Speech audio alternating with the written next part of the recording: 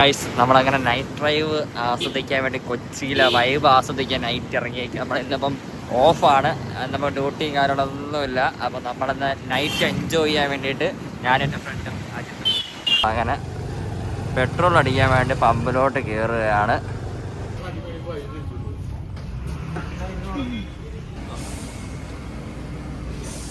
ഇത് സ്കാൻ.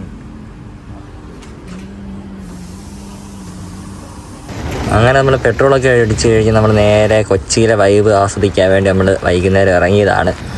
അപ്പം ഇതാണ് നമ്മുടെ കൊച്ചിയിലെ ഓരോരോ കാഴ്ചകളാണ് നമ്മളിവിടെ കാണുന്നത് തന്നെ.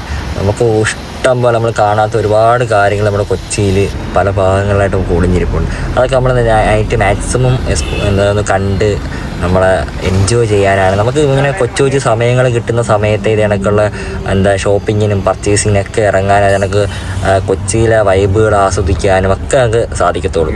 നമ്മൾ കിട്ടിയ ചെറിയൊരു ഗ്യാപ്പിലാണ് നമ്മൾ ഈ മറൈൻ ഡ്രൈവിലോട്ട് വന്നതും. ഇവിടെ കുറേ കടകളുണ്ട്. അപ്പോൾ ആ കടകളിലൊക്കെ കയറി നമ്മൾ ഒരുപാട് കാര്യങ്ങളൊക്കെ നമ്മൾ നോക്കി. നമുക്ക് സൂട്ടബിളായിട്ടുള്ള കാര്യങ്ങളൊക്കെ ഒരുപാട് കാര്യങ്ങൾ നോക്കി നമ്മൾ കണ്ടും. അതൊക്കെ നമുക്ക് വാച്ചുകളായിക്കോട്ടെ പല കാര്യങ്ങൾ നമ്മൾ നോക്കി വിലയൊക്കെ നോക്കി നമുക്ക് ഇഷ്ടപ്പെട്ട സാധനങ്ങളൊക്കെ പർച്ചേസ് ചെയ്ത് അതിനോട് കുഞ്ഞു കുഞ്ഞു പർച്ചേസിങ് ഒക്കെ ചെയ്തു. നമ്മൾ അവിടുത്തെ ഒരുപാട് കടകളിൽ കയറി ഒരുപാട് വെറൈറ്റി നമുക്ക് ഒരുപാട് നമുക്ക് ഫോണിൻ്റെ കേസസ് ആയിക്കോട്ടെ പല പല കാര്യങ്ങൾ നല്ല നല്ല ചെരുപ്പുകൾ ഒക്കെ ചപ്പിൾസൊക്കെ സൂപ്പർ ചപ്പിൾസ് നമുക്ക് അവിടെ നിന്ന് കിട്ടുന്നതായിരിക്കും.